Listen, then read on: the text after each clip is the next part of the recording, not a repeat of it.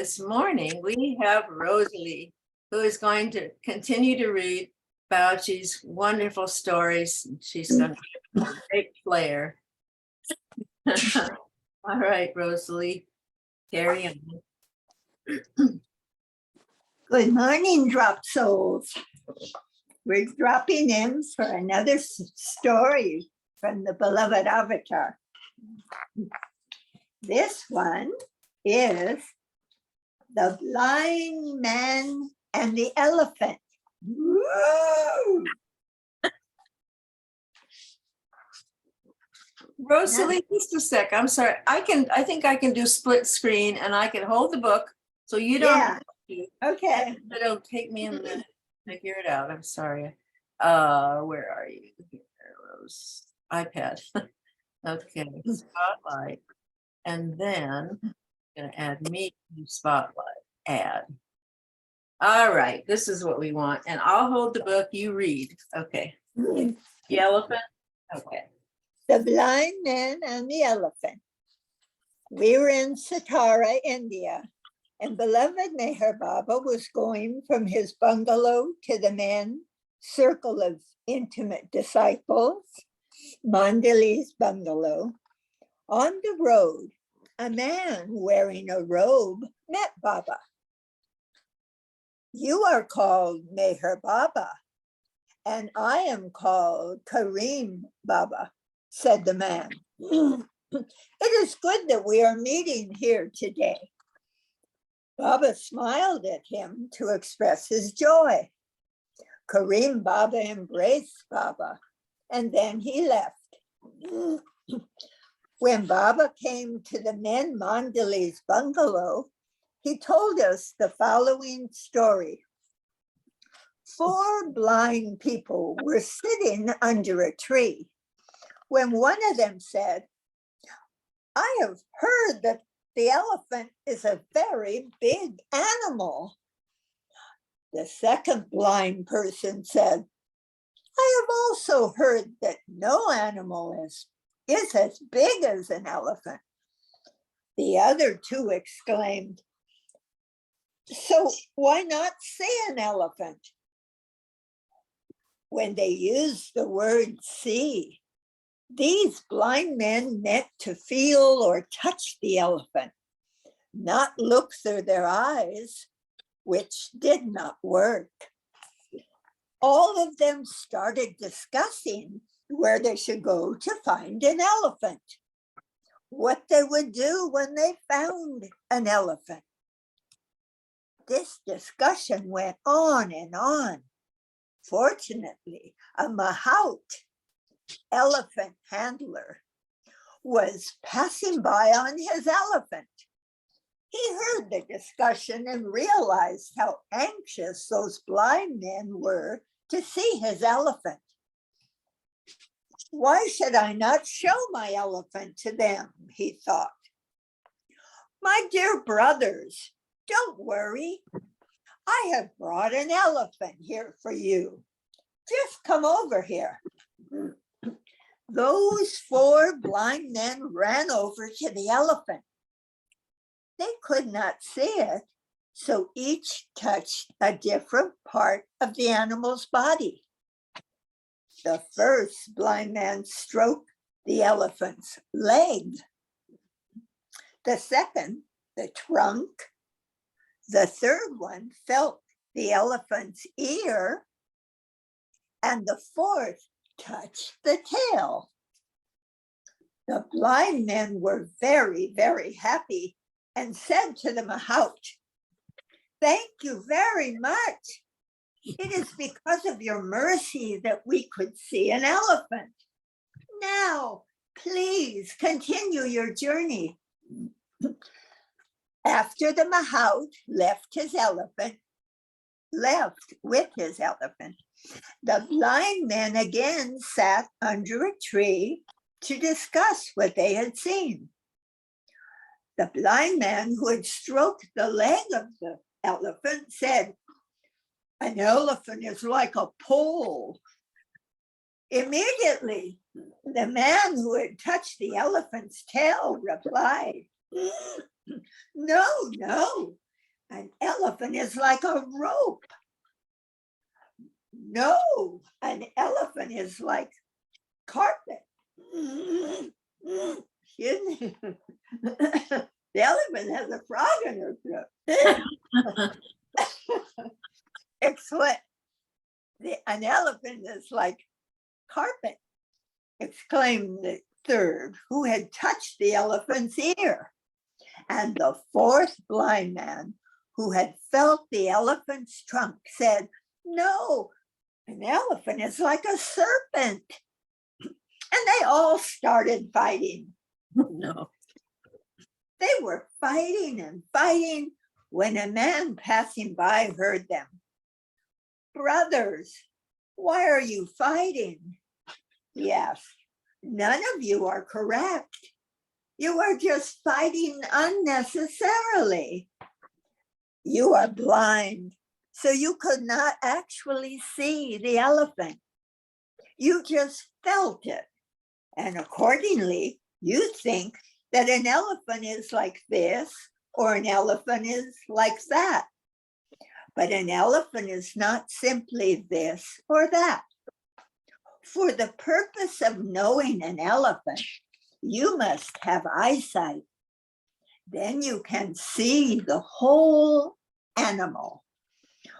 One of the blind men asked the man, so brother, please tell me how to get eyesight, because I want to see an elephant. To get eyesight is a very difficult thing. You need a guide who can open your inner eye. Then you can see the whole world. But how to find that guide? The blind man asked. You need inner thirst, the man replied. The other three started protesting. What are you saying? We don't understand. Inner thirst? What is that? If you see God, then you can see everyone. To see God, inner longing is required. That is called inner thirst. We don't understand. We don't want this inner thirst, those three said. But the fourth blind man said, I must find God so that I may be able to see everything. But how to find God? Just go on remembering him, and then one day you will find him. That blind man got up. He started walking, crying out, oh God, where are you? Oh God, I want to see you. But the other three blind men remained behind. As he walked along, that blind man was continuously remembering God. He had gone a certain distance when he heard someone call out to him, oh, brother, come here and help me. The blind man walked towards the voice. Come here, come here, come here, the voice pleaded. When the blind man came closer, the voice cried out, I am in a pit. I am lame and I fell down. Please bring some rope and take me out of the pit. So the blind man called out to people on this side, on that side. Please, have you got any rope? Just give me some so that I may help a lame person in that pit. At last, someone who had some rope came along and he gave it to the blind man. Please help me, the blind man said. Just give that lame man one end of the rope and ask him to tie it around himself. Tell me where I should stand so I can pull him out of the pit. The other man guided the blind man to the edge of the pit. This blind man was very, very strong. He took the end of the rope and pulled the lame man out of the pit. The lame man untied the rope, and after he returned it, the man left. Now this lame man and blind man were together. The blind man was still continuously saying, "Oh God, where are you? I want to see you." "I know where God is," said the lame man. "I will take you to him, but I can't walk." "Don't worry," the blind man reassured him. "Just sit on my back and I will take you there. Just show me the way." And the lame man agreed. He sat on the blind man's back, showing him the way. After walking a long distance, the lame man guided them to a temple. "God is here. You will feel God." The lame man got down and, limping, took the blind man to a statue. "Here is God," he said. The blind man felt the statue and replied, "It is only a stone. I want to see God." "You don't know God's nature. That is why you say it is just a stone. It is really God." "No, I want to see God," insisted the blind man. "And this is not God." The lame man called a priest over and told him, "He wants to see God. He is blind and he is not satisfied feeling the statue." "You have to stay here for 1 month," the priest told the blind man. "I will teach you the Gita, the Ramayana, and the Puranas. Then you will be able to see God." The blind man agreed to stay at the temple for a month, and the priest started teaching him. The blind man was eager to hear the priest, and as the priest taught him, the lame man listened very attentively. After 1 month, the priest told the blind man, "Your lesson is over. Now you can go. But before you leave, please give me dakshina, a money gift." "But I cannot see God. Had you enabled me to see God, I would have worked and earned money to give you. But you did not make me see God." The priest got angry and told the blind man to go away. "If you don't give me dakshina, you will repent." The blind man left, again taking the lame man on his shoulders. The lame man said, "Don't worry, I will take you to another place where you will be able to see God." So we took the blind man to a mosque where they met a mullah, a Muslim priest. "This blind man is very, very eager to see God. Please help him." "He has to stay here," the priest said. "Even if I have to spend my whole life here," the blind man replied, "I will not mind. But I want to see God. I must see him." They stayed at the mosque, and every day the mullah taught the blind man the Quran.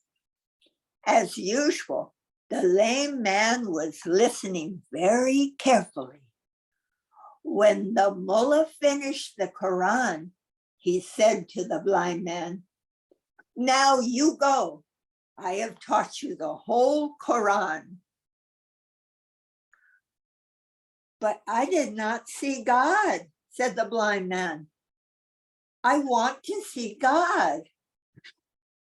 It is not easy to see God, replied the mullah.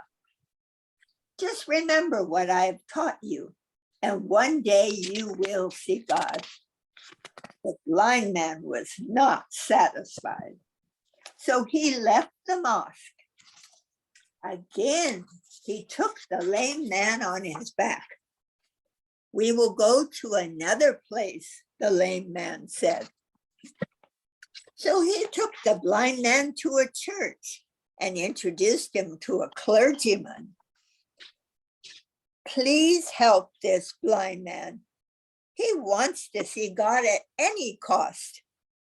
After seeing God, he wants to see an elephant because he has come to know that elephants are the biggest animal. Just place your hand on this picture of Jesus, replied the clergyman. The blind man felt the picture with his hand, but he could not see anything. He said to the clergyman, I cannot see anything. Please make me see God. So the clergyman replied, you stay here and I will teach you the Bible. The blind man agreed, and the clergyman started teaching him the Bible. The lame man was very attentive. He was learning the Bible, remembering what the clergyman said. After he finished the Bible, the clergyman said to the blind man, now you go. I have finished my work. But I did not see God. Please help me to see God. How can you see God? Exclaimed the clergyman. You are blind. I may be blind towards the world, but I could see God. Who told you that? You can never see God. Just leave and don't argue with me. So the blind man again took the lame man on his back and departed. Now the lame man had been paying full attention to the priest, the mullah, and the clergyman, and he had become an expert. Why not gather some followers, he thought. Now I know the Quran, the Bible, the Puranas, the Ramayana, and the Gita. Why should I just depend upon this blind man to go here and there? I am now very learned and quite capable of teaching people. I helped you as much as I could, the lame man told the blind one. But you could not see God. I cannot help you anymore. Now I have my own way, and I must do something else. I have helped you a lot, and now I cannot do anything more for you. The lame man left the blind man under a tree, and with great difficulty, the lame man moved on. He reached the mountain and gradually moved up it. Finally, he found an appropriate place to begin. He closed his eyes and started reciting the Ramayana, the Quran, and the Bible. People who heard him thought he must be a very learned man. They began to serve him, bringing him different food and clothes. After some time, he collected so many followers. He observed all Hindu, Christian, and Muslim festivals. And Muslims, Hindus, and Christians all became his disciples. They took him to be a very advanced soul. The blind man remained in the open, sitting under the tree, saying, "Oh God, where are you? I want to see you. I want to see you." Rarely someone would give him a little food. After some years, the lame person became very popular, and then he moved to a very good place. He had collected many followers. During the festival days of every religion, people would come in their thousands to celebrate. Meanwhile, this blind man just kept repeating, "Oh God, please come. How long should I wait? Please come, I want to see you." One day, a perfect master came along and touched the blind man. And that blind man saw God. He was very, very blissful. From time to time, the perfect master would come to this blind man. At last, the perfect master brought him down to creation consciousness. The blind man then became a perfect master himself. One day, the blind man, now a perfect master, was thinking about the lame man. That lame person helped me. Now I must also help him. The blind man left that tree and was moving here and there.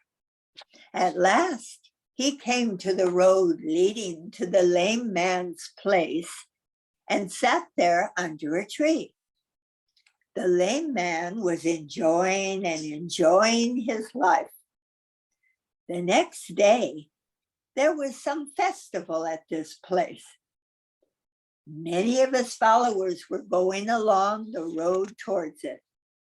But as soon as they came to the tree under which the blind man sat, they felt very, very quiet and very peaceful. So they also sat down. After some time, many people were sitting there, closing their eyes and enjoying peace.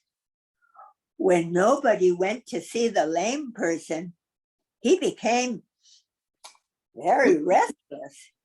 He asked some of the followers who were with him, "Why did people not come?" And he sent those followers to find out. Those few went along the road until they saw people sitting near someone.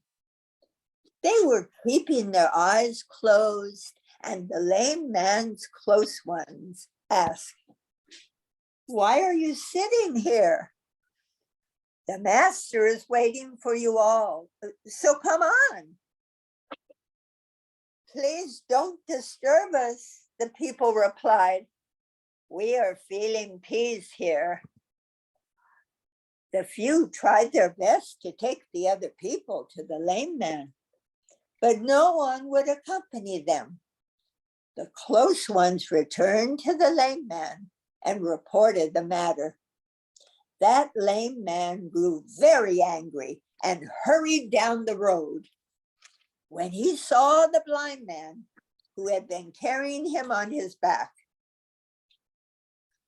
the lame man started abusing him. Those sitting nearby said, "Why do you abuse him? He did not say anything to us. He was just sitting here." "Then why do you not come to me if he does not say anything to you?" the lame man demanded. "Why are we sitting here? Because we feel peace. He did not say anything to us.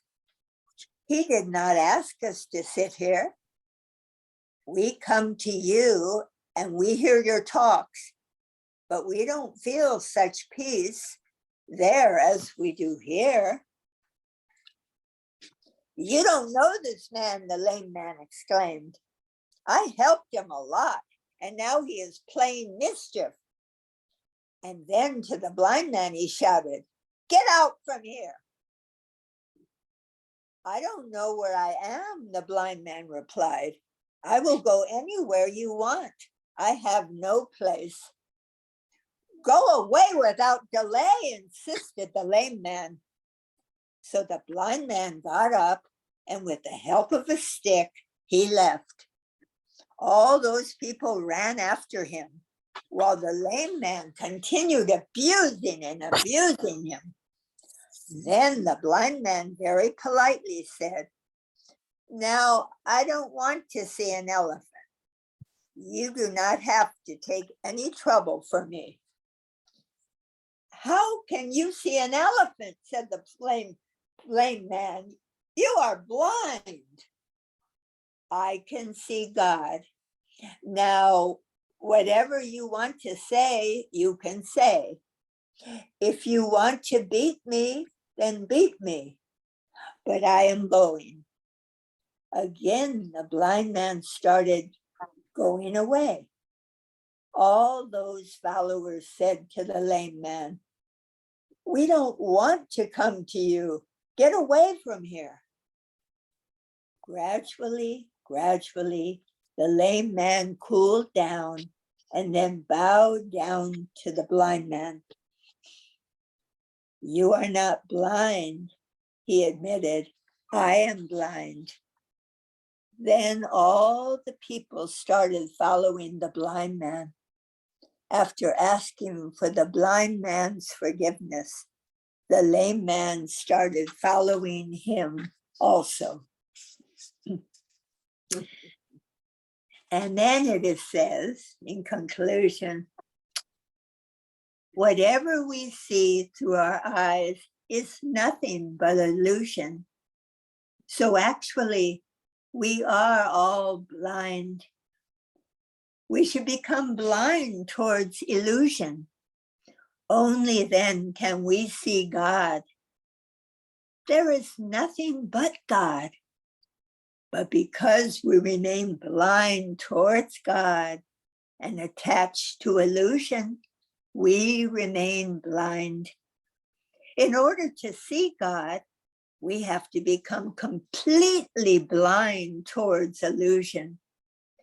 This blindness is that blindness which makes us detached from illusion. Then we see that God is in everyone, and God is one, indivisible, and there is nothing besides God. Jai Baba. Oh, Rosalie, that was so very beautiful. Thank you. I'm not sure I can say, but that was just amazing and beautiful. And thank you, Bhauji, too, and Baba. You do a wonderful job of bringing this to life, Rosalie. Yeah, you do. You do, darling. They're amazing, an amazing story. Yeah, very beautiful. I didn't know it had those. I don't think I read that story fully. But you have this book?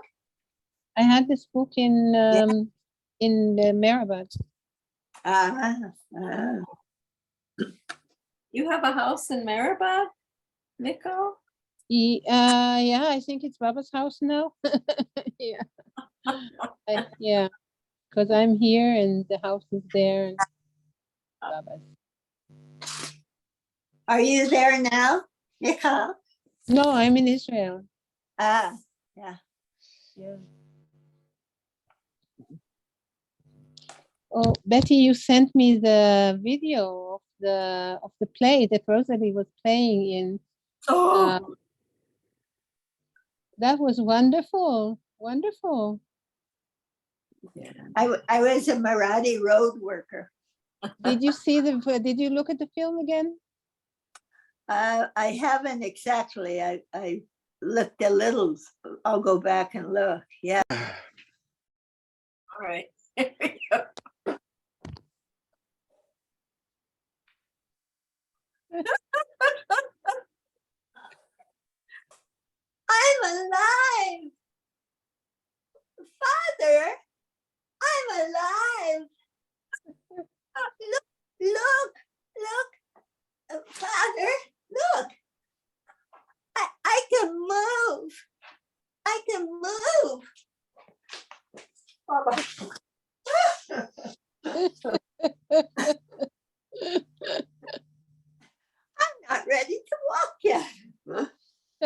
Anyway, and then Geppetto tells him, little eagle, I'm not your real father, but one day you will know who your real father is.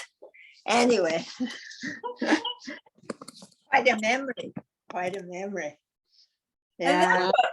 what happens? Tell us the Well, story. He's packed, Geppetto packs him a lunch of slivers and sawdust, a sandwich of slivers and sawdust, and he sends him to Adi Kearani's talk, his Friday afternoon talk. And then I don't remember, I mean, he got entangled with petty pleasure, you know. There was petty pleasure, and there was Alaba in this play was Jiminy Cricket. He's at the conscience, you know. So, and there was Bob Street. Baba let me employ all of these people at the last minute, like Alaba wasn't in it, but Jacko Caraco played Alaba. And he had antlers on, like everyone just, it's almost like Baba just let me do the play. And what I do remember that was so special is looking out and seeing Mara so engaged that all I could express, it was just like joy. She was just, if I could see joy, she was just like joy taking this. Beautiful. Wow. Yeah, just. What year? What year was that? That's 1976, my first time. 76. Interesting. Because in the play, in this play, in the Don Quixote, when I looked at Mara in the movie, she wasn't all there. She was laughing, and yes, but I saw that she wasn't all there. So it's interesting that it was earlier that she really got engaged by what you were doing. Well, you know, and also we had the woman, the Baba lover that played Geppetto, had made her a special program. So because if she didn't know that story, it was a takeoff on Pinocchio to help her. So she had a little help, but still she was, you know, she was kind of engaged like a child would engage, just partaking. Yeah, just. Yeah, she was very pure, like a child. Yeah. Like a child, yeah. And just like unforgettable, the experience to really to do anything for her, you know. I mean, it was like, and I have to say that was my first time in India, and you really go as a child because, you know, everything's so new for you, and beloved's in the tomb, and then Mara's still here, and it's just this incredible story. The story unfolds. Yeah. Yeah. How long were you there that year? I arrived September, and I left just into January. I was not there for Amartiti. I left right maybe the day after I did Iganocchio. And what year? In 1976. 76. Yeah, it That's was beautiful. 4 months is a lot. Mikhail, you know, you in 88 were just, my Mara passed in 89. So maybe Right. she was beginning to be not well. I was in both years, in 88 and 89. So I was in the Amartiti, the last Amartiti that she was. You were there also, Rosalie, in the last Amartiti in 88? Yeah, yeah. Yeah. And in fact, I was there for her last birthday. And Yeah. she did say at that time, this is the last time I'm celebrating the birthday. Yeah, you said it was burning. Yeah. The pandal caught on fire with an electrical fire, and it burned off. So we were all exposed to the sun. We were all sitting under the sun. Yeah. And I thought it was so interesting because just something about Mara leaving shortly. Yeah. By May, she was with Baba. It was just such a privilege to be there, just. Mhm. And I think maybe somehow people knew. I remember one time I was performing for Mara, or say really for Baba and everyone.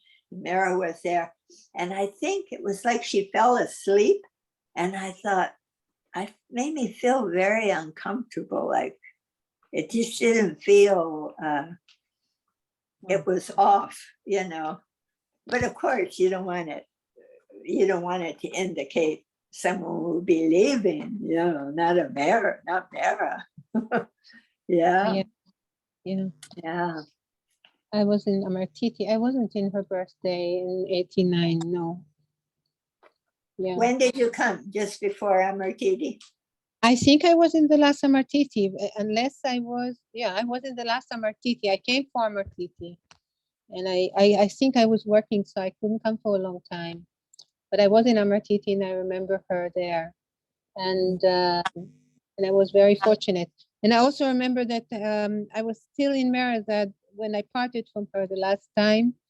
I still remember that scene where she was on the terrace and I was near the caravan, the ladies' caravan. I was going to exit because the bells rang and I turned back and she was on the terrace and saying goodbye, and I felt her very strongly then. She's very special. Mara is very special.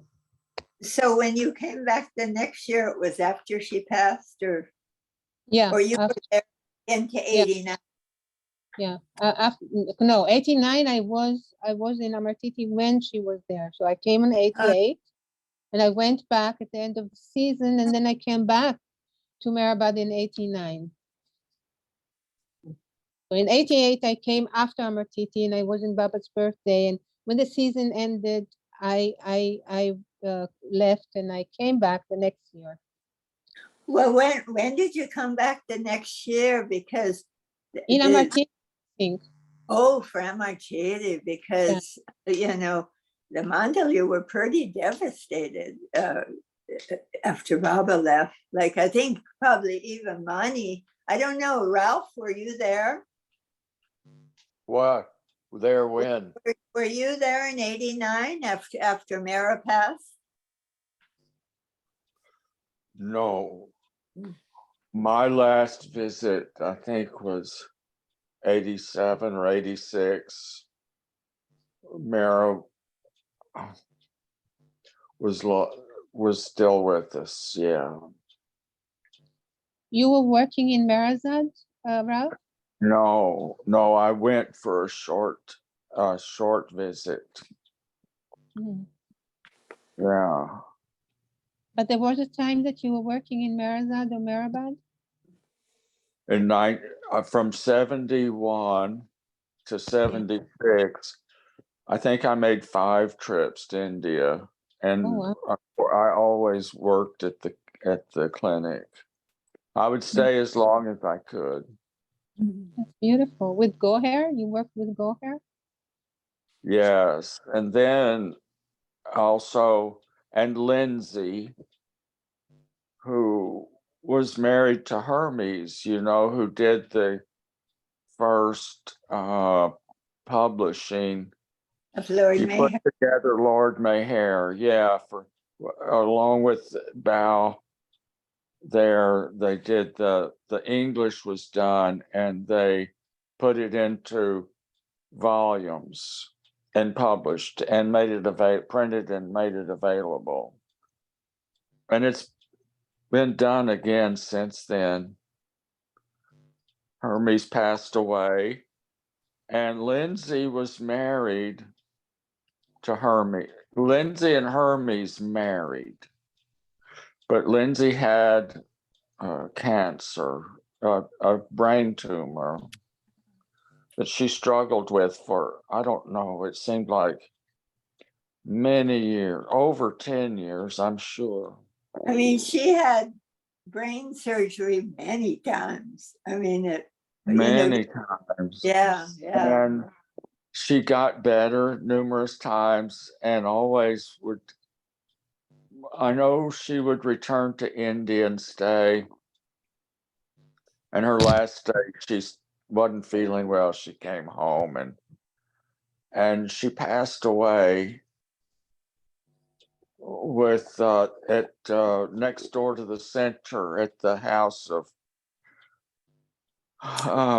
Rosie. Hey, Yeah. Rosie and Marshall built the house, but Rosie still was living in it at the time. Who lives in that house now? Do they still have it? Does Rosie still have it? Rosie still has it. Yeah. Good.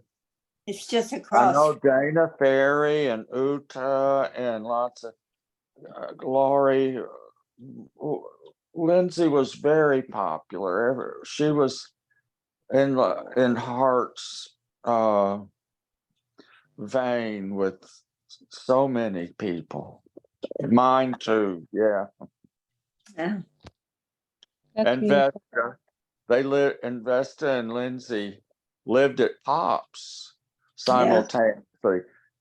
And I thought they were good friends. Then Vesta said, I wasn't there because Jacko and I were dating, and when I wasn't at Mariside, I'd be with Jacko. And doing things at the Meher Nazar at the truck. And Lindsay was there, and Lindsay would bicycle, but Lindsay and both of them frequently would stay for days and nights at Mariside. As you go, Vesta related, but Lindsay would stay there too. And they had one daughter, Hermes and Lindsay. Yeah, Mara. Mara.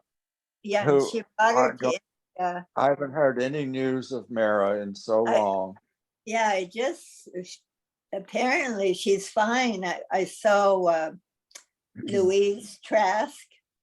Yeah. And she visits with her. I think she's in New York even. Yeah.